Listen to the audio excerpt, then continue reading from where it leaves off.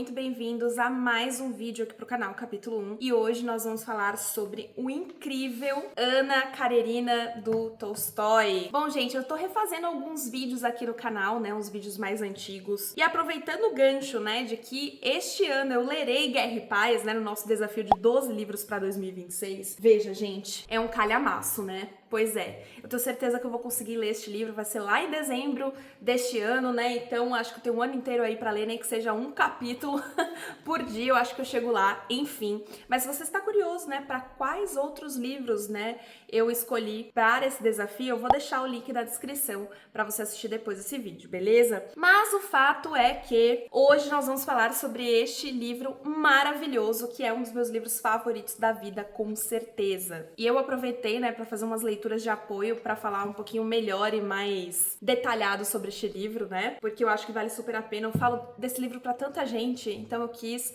ter aqui o meu monólogo sobre Anna Karenina em paz. Tolstói é um dos meus autores favoritos porque o senso de humor deste homem é, assim, impagável. O estilo narrativo dele, a elegância que ele descreve, os seus personagens, né, o ambiente, enfim, eu acho muito bom mesmo. E é isso, toda vez que eu penso em Anna Karenina eu me apaixono mais. É basicamente isso. Aqui no canal também já resenhei Crime e Castigo do Dostoiévski, então se você quiser saber o que eu acho deste outro russo, também o link estará na descrição para você depois maratonar as coisas aqui no canal, tá? Porque tem de tudo, desde literatura clássica, russos, né, enfim, até romancinho, você já sabe como que funciona. Mas antes da gente começar, eu quero pedir para você que ainda não é inscrito, se inscrever e ative as notificações, nos seguindo pelas redes sociais, principalmente pelo Goodreads e pelo Instagram, porque lá eu posto em tempo real o que eu ando lendo por aqui, gente. Então, às vezes, eu leio uma coisa numa velocidade e eu consigo colocar um vídeo aqui no YouTube em outra. Então, às vezes, demora, né? Tem um gap. Lá nas minhas redes sociais eu posto isso mais em tempo real mesmo, tá bom? Eu termino de ler, já posto e já falo alguma coisinha assim do que eu achei sobre, beleza? Então, sem mais delongas, bora falar sobre Anna Karenina. Este livro ele foi escrito entre 1873 e 1877, ou seja, uma década depois do autor ter escrito Guerra e Paz, né? O Tolstói ele já tinha 45 anos, veja só, quando essa história ela ganhou vida na mente dele. E a ideia desse romance ele veio de um jeito bem meio triste, tá? Ele ouviu o relato do seu vizinho ali na sua propriedade rural, que a sua amante, que também se chamava Ana, havia ali se matado, né? Esse vizinho tinha abandonado a Ana por uma outra amante, ela sem saber o que fazer, vagou pelo campo ali durante os 3 dias, até que no quarto ela, enfim, se lança pra debaixo de um trem. A gente pode fazer alguns paralelos, né, sobre este livro sem querer dar muitos spoilers, enfim. E esse livro aqui, ele, na minha opinião, ele é bem revolucionário, pra dizer o mínimo, tá bom? Porque este livro aqui, ele quase não foi publicado. Tolstói, ele teve que lançar o Anna Karenina do seu próprio bolso, sabia? Simplesmente porque o seu editor não quis se envolver na polêmica que este livro trata. Porque o editor, sendo um nacionalista ferrenho, ele não aprovava a visão política que o Tolstói aborda aqui neste livro, né? Ou seja, o editor aprovava a invasão russa em outros territórios. E veja quão pouca coisa mudou, né, do século XIX para cá, não é mesmo? Enfim. E para você ter noção, esse romance ele foi tão revolucionário, como eu disse, que até Dostoiévski teve que colocar seus 2 centavos de opinião aqui, dizendo que Tolstói fez uma aberração mental. Enfim, né? Simplesmente porque Dostoiévski não conseguia entender como que Tolstói defendia turcos que trucidavam criancinhas cristãs. Mas por que Anna Karenina foi um romance tão comentado em sua época, né? Primeiro, é um romance que trata diversos temas, como administração agrícola, propriedade de terra, relação com os trabalhadores rurais, a decadência da nobreza, educação infantil, casamento e religião, né? E a dissolução de um casamento, digamos assim, e o serviço militar compulsório. Veja, são temas que, se a gente parar pra pensar, eles são bem modernos ainda, né? Eu acho que são atemporais, eu poderia dizer. E a introdução que tem neste livro aqui, pelo menos nessa minha editora da Companhia das Letras, é por si só algo espetacular. Então fica aqui a título de menção honrosa para vocês lerem depois, quando pegar este livro, tá bom? A gente começa a história com a apresentação da família Oblonsky. Para ser mais exata, né, o chefe da família é o Stepan. E a gente vai descobrir mais pra frente de que ele é o irmão mais velho da Ana Karenina. E o livro ele já começa de uma maneira espetacular. Eu acho que se você já ouviu falar de Tolstói, com certeza você já ouviu falar da linha que abre o romance, né? Que é: todas as famílias felizes se parecem, cada família infeliz é infeliz à sua maneira. Então a gente tem nosso primeiro duplo aqui da história, né, que é feliz e infelicidade. Então a gente vai acompanhar uma família feliz e uma família infeliz. E essa frase especificamente, ela é citada em um outro livro, que é A Elegância do Ouriço. Já tem resenha aqui no canal também pra este livro aqui. E foi por causa dele que eu quis ler Ana Karenina. Olha só que loucura, né? Ele cita essa frase do Tolstói num momento bem importante aqui deste romance. Enfim, é um livro lindo. Depois assistam lá que vocês vão entender do que eu estou falando. O link estará também na descrição. Mas o fato é que essa frase, ela é tão impactante, né, que ela reverbera até os nossos dias, mas ela também dá o tom de Ana Karenina. Porque a gente é apresentado para essa família do Stepan, né, do Oblonsky, num momento bem tumultuado ali dessa família, tá? A esposa do Stepan, a Dolly, ela descobre que ele está tendo um caso com a governanta francesa dos filhos. E para piorar a situação ainda mais, né, a situação financeira da família não está indo bem. Ele gasta todo o dinheiro na farra, é uma pessoa que não tem controle financeiro nenhum, e isso colocou a família inteira em um grande apuro. A Ana, né, que dá título ao livro, e esse título foi uma escolha editorial, né, porque o Tolstói tinha pensado em outro título, inclusive, porque não necessariamente ela é a grande protagonista, né? São dois protagonistas, digamos assim. Mas a Ana, ela é casada com o Alexei Karenin. E foi justamente, né, o Alexei que deu ao irmão da Ana, o Stepan, o cargo que ele tem, né, na repartição pública em Moscou. Isso é muito importante porque essa história ela tem dois núcleos, né? Moscou e São Petersburgo, que era ali o polo central da Rússia do século XIX, enfim. Só que o Karenin, ele é um homem mais velho, né? E não só isso, ele é um homem muito influente na sociedade, tem muito dinheiro, enfim. E é assim que o autor, ele vai entrelaçar os personagens do livro, sabe?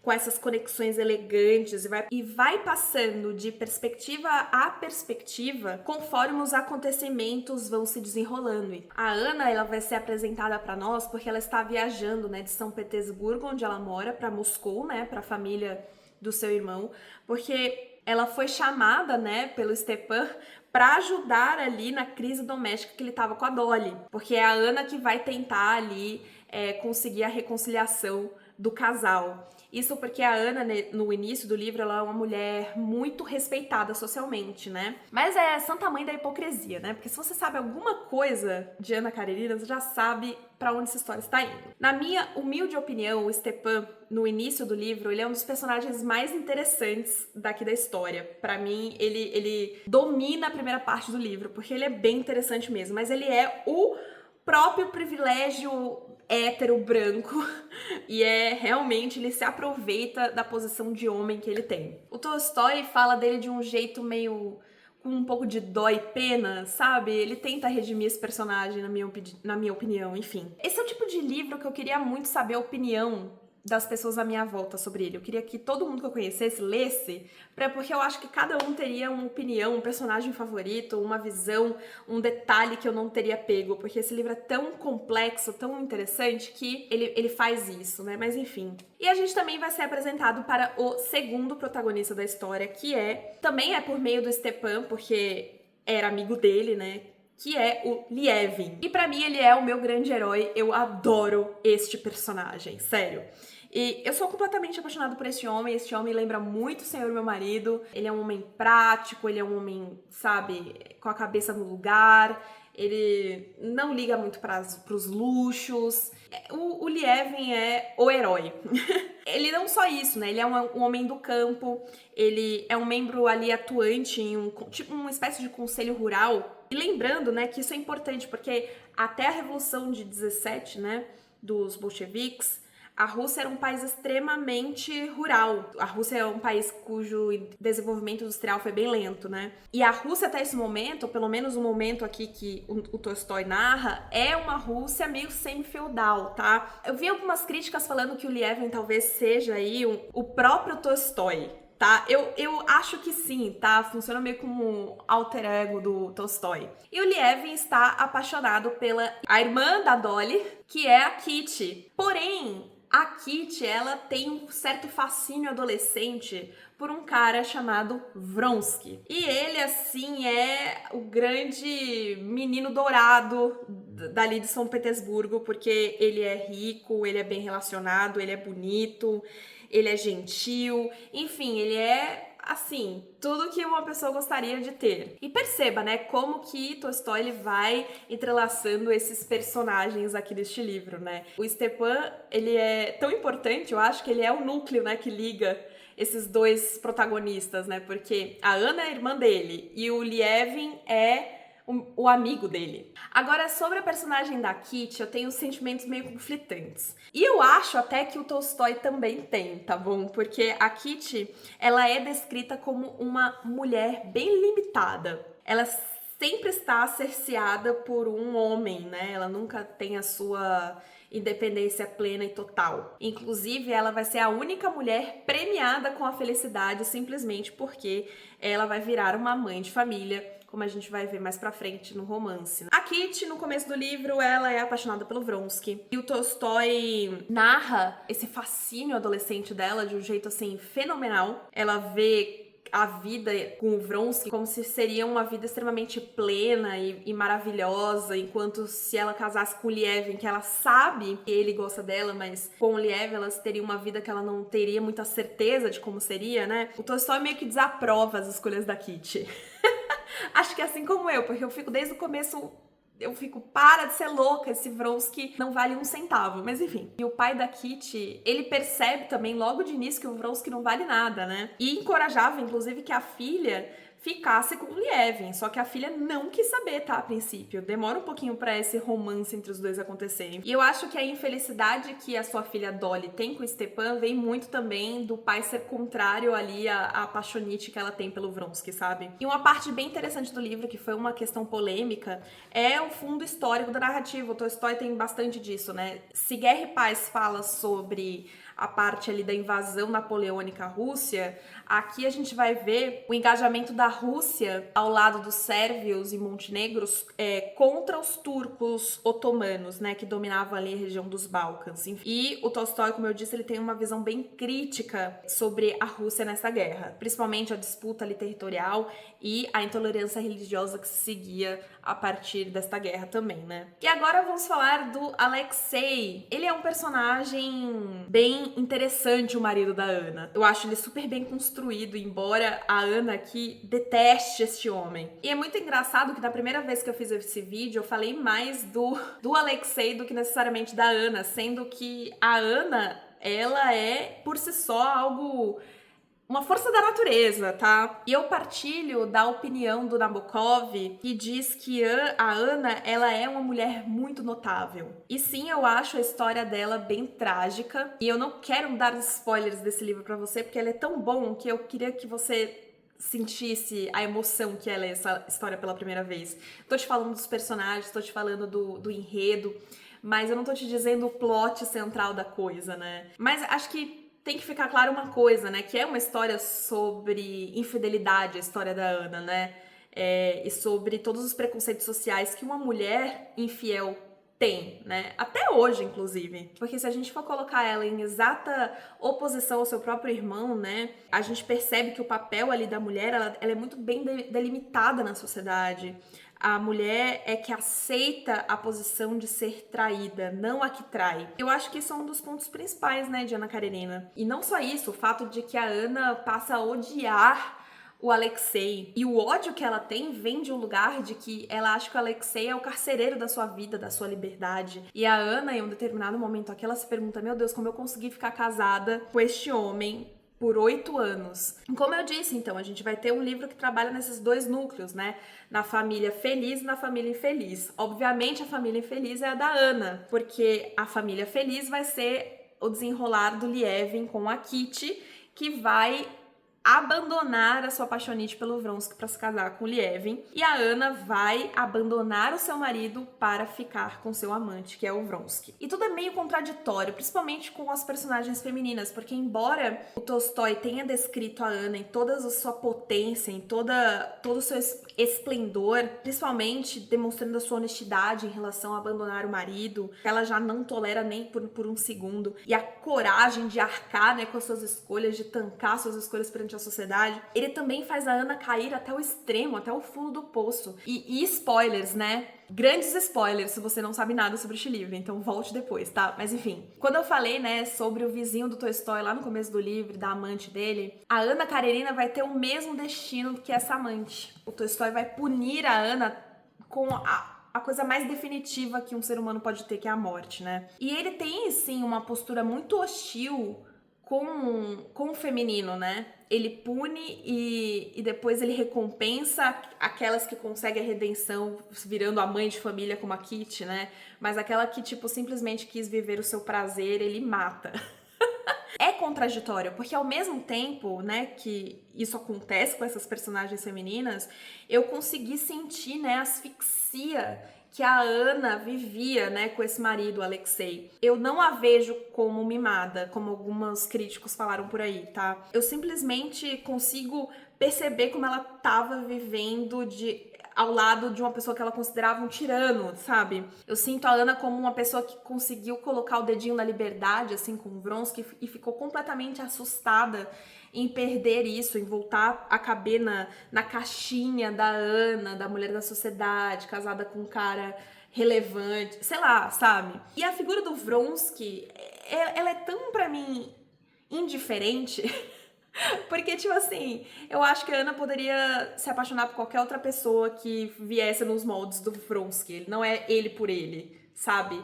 Diz mais sobre a escolha da Anna do que necessariamente sobre ele. São muitas reflexões sobre a Anna Karenina, né? Eu não quis dar muitos spoilers, quis pontuar algumas coisas que eu achei, mas esse livro não foi uma coisa muito expositiva, né? Eu sei, mas é que, eu não sei, eu queria falar sobre esses pontos mesmo, sabe? Sobre os personagens que me impactaram tanto. Mas é isso, é uma história sobre traição, sobre amor, sobre felicidade, sobre companheirismo. Inúmeros temas, né? Um livro de fôlego, veja, né? Mas você vai ler isso tão rápido, é tão fácil de ser lido que tenho certeza que você vai amar a Anna Karenina, tá? Além disso, o Tolstói, ele tem um humor sensacional e é impossível parar de ler este homem.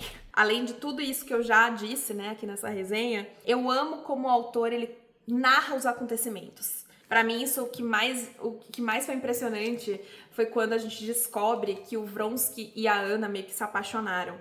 E não é pela visão da Anna ou do Vronsky, é pela visão da Kitty que a gente vê a cena inteira acontecendo. Isso eu acho tão elegante, né? É uma descrição que ficaria vulgar se fosse, né, pela voz da Anna, falando pela voz do Vronsky, né? O autor escolheu que a Kitty visse a troca de olhares acontecendo, sabe? É sensacional. E sem sombra de dúvidas, gente, Tolstói é o maioral, é o meu autor russo favorito até o momento. Isso porque só li Dostoiévski e ele, né? Tá difícil, preciso aumentar a minha lista, né? Agora que eu li Crime e Castigo, né, eu posso dizer com plena convicção que Anna Karenina é infinitamente melhor. E por inúmeros motivos que eu deixo mais explícito na resenha mesmo de Crime e Castigo. Enfim, é isso, Brasil. Eu espero muito que vocês tenham gostado dessa resenha meio tumultuada, porque ela não teve meio que o início, meio e fim na minha cabeça, né? Ela foi mais expressando meus sentimentos sobre esses personagens e pontuando algumas coisas interessantes. Enfim, é isso, tá bom? Espero muito que vocês tenham gostado. Conto com vocês nas cenas dos próximos capítulos. A gente volta a falar ainda esse ano de Tolstói em Guerra e Paz, lá em dezembro. Então, se você quiser começar a ler também comigo, sejam muito bem-vindos, né, a esse desafio que eu estou no segundo ano tentando fazer. É isso.